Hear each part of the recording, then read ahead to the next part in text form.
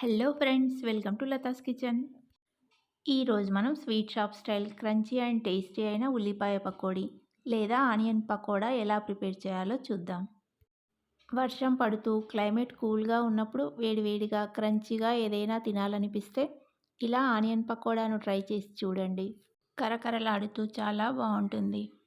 దీంట్లో యూజ్ చేసే ఇంగ్రీడియంట్స్ అన్నీ మన ఇంట్లో ఉండేవే కాబట్టి 10 నిమిషాల్లో ఈజీగా ప్రిపేర్ చేసుకోవచ్చు.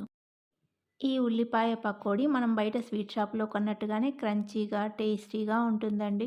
ఇలా గనుక ఉల్లిపాయ పకోడీని ట్రై చేసి టేస్ట్ చేసి చూసారంటే ఇంకెప్పుడు బయట కొనరండి. ఈ ఉల్లిపాయ పకోడీ అంత టేస్టీగా ఉంటుంది.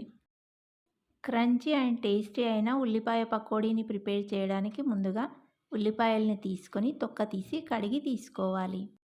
ఉల్లిపాయని మధ్యలోకి కట్ చేసి ఇలా నిలువుగా సన్నగా స్లైసెస్‌లా కట్ చేసుకోవాలి. ఉల్లిపాయల్ని మరీ సన్నగా కాకుండా మరీ లావుగా కాకుండా కట్ చేసుకోవాలి. మరీ సన్నగా ఉంటే ఉల్లిపాయలు త్వరగా మాడిపోతాయండి. మరీ లావుగా ఉంటే పకోడీని ప్రిపేర్ చేసినప్పుడు ఆనియన్స్ సరిగా వేగవండి. అన్ని ఉల్లిపాయల్ని ఇలా స్లైసెస్గా కట్ చేసుకొని ఒక మిక్సింగ్ బౌల్లోకి తీసుకోవాలి. నేను ఇక్కడ మీడియం సైజ్ 5 ఉల్లిపాయల్ని తీసుకున్నానండి. దీంట్లో half teaspoon salt, 1 tablespoon కారం, పావు టీ స్పూన్ పసుపు, హాఫ్ టీ స్పూన్ జీలకర్ర, హాఫ్ టీ స్పూన్ వేయించిన జీలకర్ర పొడి, 1 టీ స్పూన్ అల్లం వెల్లుల్లి పేస్టు, 1 టీ స్పూన్ ధనియాలని చేతిలో వేసుకొని కొంచెం నలిపి వేసుకోవాలి. వీటన్నింటినీ ఉల్లిపాయ ముక్కలకు పట్టేలా బాగా కలుపుకోవాలి. ఇలా గట్టిగా ప్రెస్ చేస్తూ కలుపుకోవడం వల్ల మనం వేసిన ఇంగ్రీడియంట్స్ అన్నీ ఉల్లిపాయ ముక్కలకు చక్కగా పడతాయి.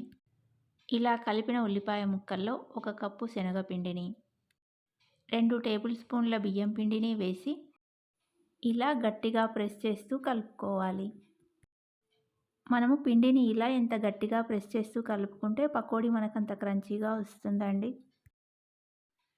ఇలా ఎక్కువ ప్రెజర్ ఇస్తూ పిండిని కలుపుకోవడం వల్ల వాటర్ తక్కువగా పడతాయండి. వాటర్ ఎంత తక్కువగా యూజ్ చేసి పిండిని కలుపుకుంటే పకోడీలు అంత క్రంచీగా టేస్టీగా ఉంటాయి.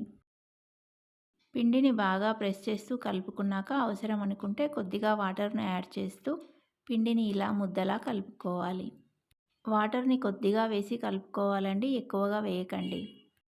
పకోడీ పిండిని ఇలా గట్టిగా కలుపుకోవాలి. పిండి లూజ్ అయిందంటే పకోడీలు బజ్జీల్లా వస్తాయండి.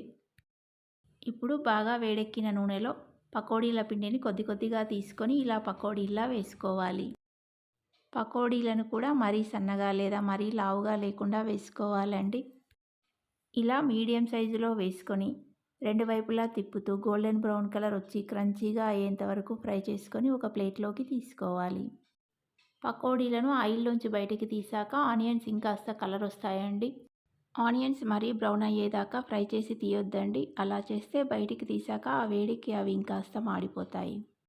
అలాగే పకోడీలను ఫ్రై చేసి ఒక ప్లేట్లోకి తీసుకున్నాక ప్లేటుపై మూత పెట్టకుండా ఉంటే అవి ఇంకాస్త క్రంచీగా అవుతాయి.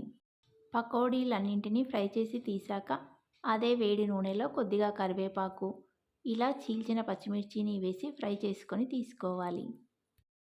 కరివేపాకు క్రంచీగా అయ్యేంత వరకు ఫ్రై చేసుకొని ఒక ప్లేట్లోకి తీసుకోవాలి. ఇలా ఫ్రై చేసిన పచ్చిమిర్చి ముక్కలపై కొద్దిగా సాల్ట్ను వేసి మనం ఫ్రై చేసి ప్లేట్లోకి తీసుకున్న ఆనియన్ పకోడా మీద కరివేపాకు ఇంకా పచ్చిమిర్చిని వేసి సర్వ్ చేసుకుంటే ఎంతో టేస్టీగా క్రంచీగా ఉండే మన ఆనియన్ పకోడా రెడీ అండి.